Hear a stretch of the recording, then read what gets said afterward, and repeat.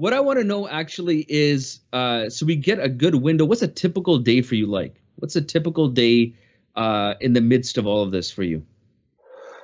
Okay, so I can I guess we can talk about, let's say, like an ICU shift. So what happens is, but we will talk about a little bit more background. So I'm a board certified internal medicine physician. I trained in Louisiana actually, and then I came here for a fellowship. That's what I'm actually doing here, a fellowship. And initially, when this thing sort of started, you know, nobody expected it to be the way it was. So first, to start off with. We've done a few things for COVID. We're going to be very careful about who we let in and out of the hospital, and only one visitor per family, and we'll screen them before they come in. All right, fine. And then it became okay. Well, slowly we've turned one of the wards into one of the floors into a COVID floor. We're like, all right, fine. Then it was like 2 days later, like, okay, the ICU is full of COVID patients now. Mm, Like, all right, well, now it's getting serious. And like 2 days later, it's like, okay, now we've turned this whole building into a COVID building now, like not just a floor. It's like yeah. now we've taken over the SICU, the surgery ICU. Now we've taken over the pediatric ICU. Now we've Yeah. taken over the neuro ICU, and it just kept snowballing and snowballing. Initially, there was it was like a surprise, and it felt like everybody was stuck in mud or a little bit slow. But Now, once is there a mandate? I just wanted to ask at this point, is there a mandate for hospitals, whether they're private or not, to see COVID patients? so there's an act called the EMTALA, Emergency Medical Services Act. It's called EMTALA. It's like a federal act where if you present to any emergency department in the United States with a life-threatening illness, you have to get treated regardless of finances or not. The hospital can pursue you after for repayment, but they have to treat you. And this happened after things. Now, it's very nice and pretty. Does it always happen that way? I don't know. Our hospital's great, but I can't speak for every hospital, but there is an act for this.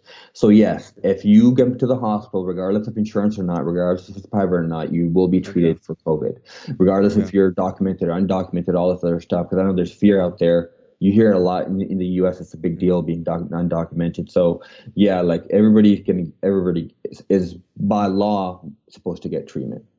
Okay. And so that's maybe what also uh, caused this to happen, right? Because they can't turn them away. They can't turn COVID patients away. They have to see them.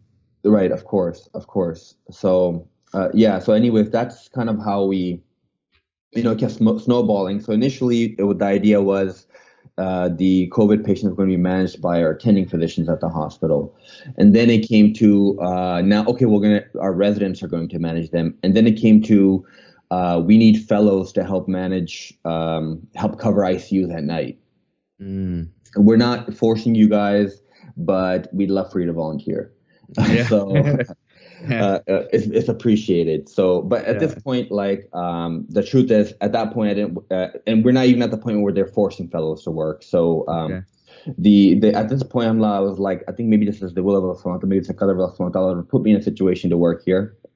Yeah. I heard that there was pediatric residents that were volunteering in their ICUs to manage adult patients, which, I mean, for anybody who's been in the healthcare field, like, I can't imagine treating a pediatric patient. I just wouldn't know how. Even though you Yeah. think they're little people, but they're not. They're so much more different. Yeah. And so I felt like, all these people are stepping up. Had some very good training in Louisiana. I felt like I had this our critical care attending in Louisiana was this brother named Dr. Alabasi, who was very, very tough on you. Yeah. Um, like very, very tough. But if now, as now being in situations like this, I realize why, because he Yeah. trained you really well Yeah. to be ready for this. So then I said, at this point, I'm live volunteered, and I said, okay, I'll help cover some ICU nights.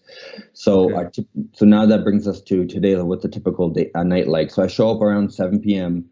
At this point, one of the ICUs assigned out to me, and I work with the residents for all the admissions and evaluations and codes and rapid responses. So there are critical care fellows that are doing specifically critical care medicine. These guys are amazing. Imagine they're Mm. handling like 4 or 5 times many patients. Then there's a few of us fellows that are not from critical care, and each ICU has a resident intern, and of course a bunch of nurses. So throughout the night, what happens is we go and take our a stock of who our patients are, depending on which ICU we're assigned. We get 12 to 16 critically ill patients.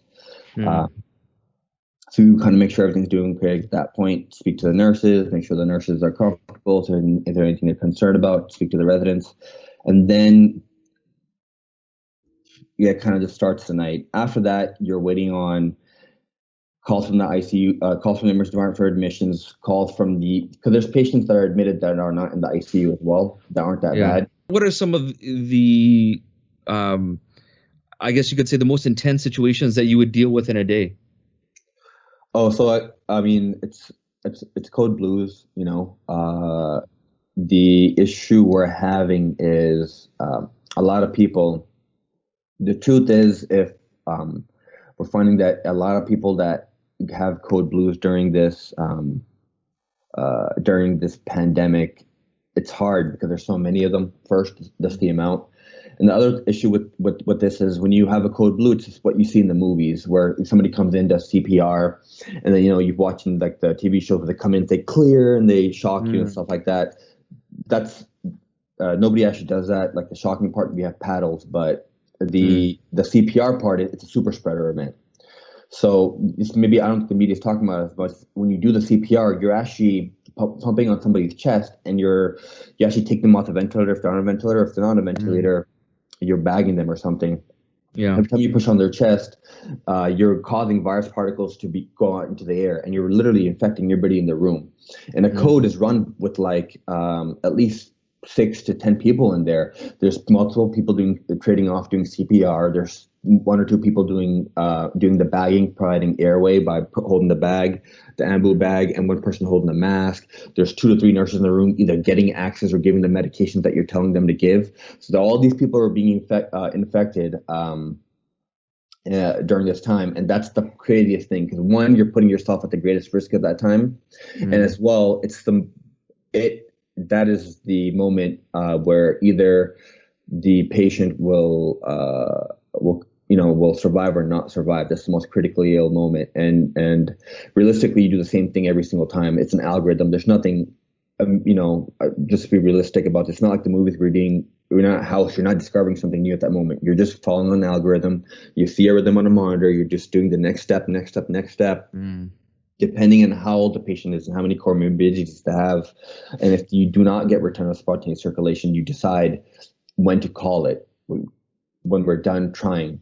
Depending, if they're younger, you go longer. If they're not as young, a lot of comorbidities, you try your best for a certain period of time. Because now you're risking everybody as well. Because every time let's say you get a nurse sick, a nurse manages 8 to 10 patients a shift. That's per night on a 7-day week. That's 70 patients that aren't going to be seen by somebody, or you might have to get somebody to replace her. So you want to protect the people that you work with as well. Do I feel that the New York police are providing enough protection, or do I have to have protection of my own? I look for protection from Allah.